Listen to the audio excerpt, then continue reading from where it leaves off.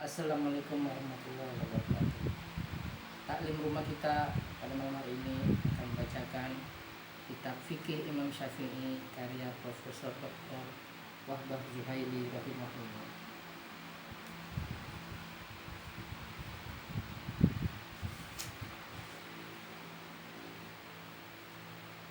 Bab mengenai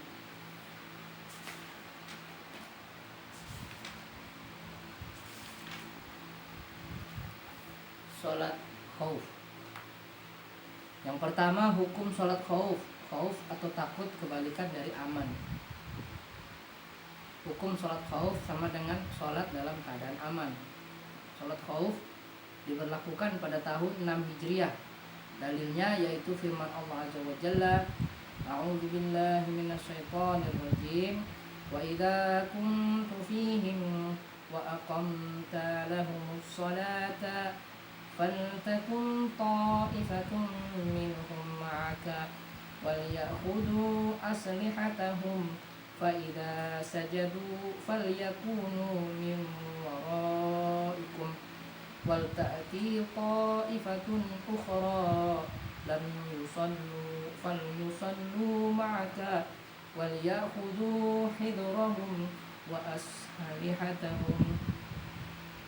Apabila engkau Muhammad berada di tengah-tengah mereka, sahabatmu, lalu engkau hendak melaksanakan sholat bersama-sama mereka, maka hendaklah segolongan dari mereka berdiri sholat bersertamu dan menyandang senjata mereka. Kemudian apabila mereka yang sholat besertamu sujud telah menyempurnakan satu rakaat, maka hendaklah mereka pindah dari belakangmu untuk menghadapi musuh, dan hendaklah datang golongan yang lain yang belum sholat, lalu mereka sholat denganmu, dan hendaklah mereka bersiap siaga dan menyandang senjata mereka. Surat An-Nisa ayat 102. Pemberlakuan sholat khauf didasari beberapa hadis Nabi SAW. Antaranya hadis, sholatlah sebagaimana kalian melihat aku sholat. Sholat khauf disyariatkan bagi kaum muslimin hingga hari kiamat tiba. Para sahabat pernah melakukannya. Penyebab sholat khauf pasti selalu ada. Sholat khauf boleh dilakukan di rumah seperti halnya dalam safar, berbeda dengan pendapat Imam Malik. Ada 16 cara melaksanakan sholat khauf seperti tertuang dalam beberapa hadis. Sebagian keterangan terdapat dalam Sahih Muslim, sebagian besar terdapat dalam Sunan Abu Dawud. Sahih Ibnu Hibban menyebutkan 9 cara. Setiap kali melakukan sholat khauf, Rasulullah SAW selalu menggunakan metode yang paling tepat dan paling aman.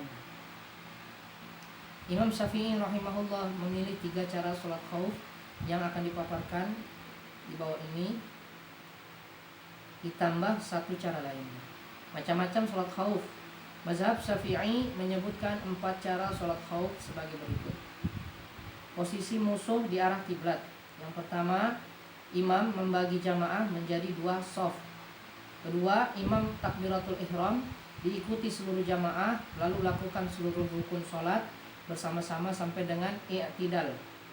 Ketiga, ketika imam sujud, salah satu shaf, bisa shaf yang pertama atau yang kedua, ikut bersujud, sedangkan shaf lain tetap dalam posisi berdiri untuk berjaga-jaga apabila ada musuh. Keempat, imam dan shaf yang sujud bersamanya berdiri. Shaf yang tadi berjaga-jaga bersujud, kemudian menyusul gerakan imam. Kelima, imam memperlama berdiri pada rakaat kedua sampai shaf yang sedang bersujud kembali berdiri, kemudian melaksanakan sholat bersama-sama. Keenam, pada rakaat berikutnya shaf yang berjaga pertama kali turut bersujud bersama imam, sedangkan shaf lainnya yang bersujud pertama kali bersama imam berjaga-jaga. Ketujuh, saat imam duduk tasyahud, shaf yang berjaga pada rakaat kedua langsung sujud. Imam melakukan tasyahud sampai dengan salam bersama dengan 2 shaf tersebut. Cara sholat khauf seperti ini pernah dipraktikkan oleh Rasulullah SAW di Usfan. Usfan itu daerah yang berada dekat Khulais. Jaraknya 4 barid dari Mekah. Kita ketahui 1 barid sama dengan 4 farsakh. Dan jarak yang memperbolehkan qasar yaitu 16 farsakh. Sebagaimana keterangan hadis riwayat Abu Daud dan lainnya, dalam riwayat Utsman disebutkan shaf yang paling dekat dengan imam atau shaf pertama bersujud pertama kali, sedangkan shaf yang lain tetap berdiri menghadap ke arah musuh. Posisi musuh yang kedua, cara yang kedua, posisi musuh tidak berada di arah kiblat atau berada di arah kiblat, tapi ada sedikit penghalang.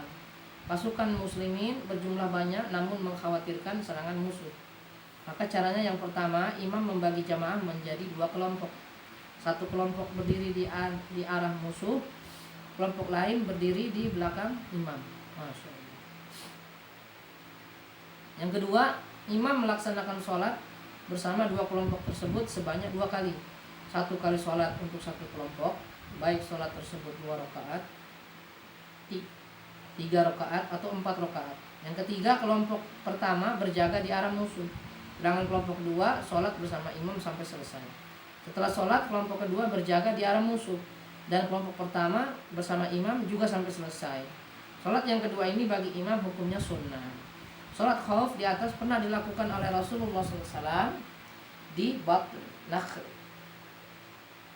yaitu bagian wilayah Najd yang berada di Ghatafan, sebagaimana diriwayatkan oleh Imam Bukhari dan Muslim. Cara sholat seperti ini diperbolehkan dalam kondisi aman dan ia disunnahkan dalam kondisi tidak aman.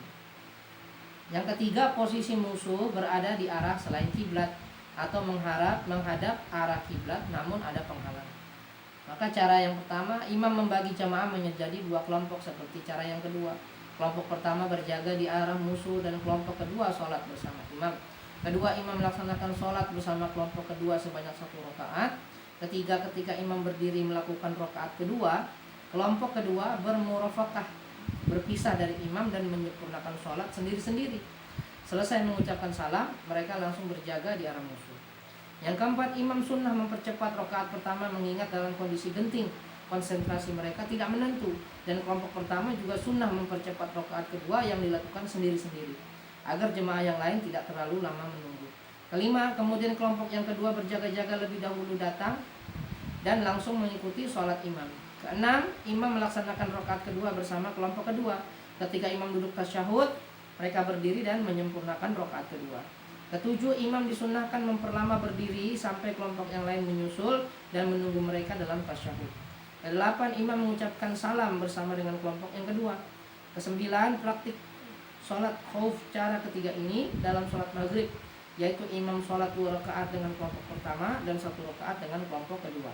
Sedangkan dalam sholat yang 4 rakaat, zuhur, asar, dan isya, imam sholat 2 rakaat bersama kelompok pertama, 2 rakaat dengan kelompok kedua.